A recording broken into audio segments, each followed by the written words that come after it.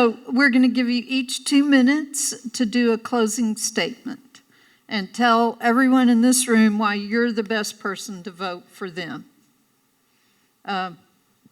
Isaiah, you want to go first? Ultimately, I think when I talk to people within the district, most of the time people tell me they feel as if the biggest problem that we have right now is that we don't have a lot of spines in Washington. We've got a guy in D.C. that's literally going and being a bulldozer for everything that we've got. We just saw $400 million spent on something called Alligator Alcatraz. I don't know if you guys know about that. It is a big cosplay concentration camp, that I call it, that effectively that they had in Florida, that they're using to detain legal U.S. residents. Now, why is that important? Because they took that $400 million from FEMA. That's $400 million that could have went towards floodwater detention basins. That's $400 million that could have went towards disaster spillways. That's $400 million that could have went to shore up our bayous. That's $400 million. Now, do we oftentimes see questions about where this went? Where did the money go? Why are we not having these conversations in Washington? We need somebody that understands these issues and understands the audacity that is required to take these guys head on. I have that experience. I had something that I will take on personally. That's why so many people have believed in this campaign. Again, 30,000 people have chipped into our campaign over the last 2 months. We set a record for the largest fundraising quarter in the history of our district in only 2 months, quarters, 3 months.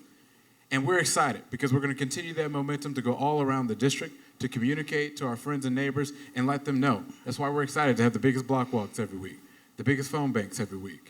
Every single week, we're out organizing, we're out working, and we're going to make sure that we work hard as your member of Congress to bring floodwater dollars to our district to make sure that we're working for you directly. Thank you. Christian. Well, thank y'all very much for being here. I'm a lawyer, so let me just give you points. I'll start with, look, I have a heart for this community, okay? I grew up in this community out here on the Northwest Side.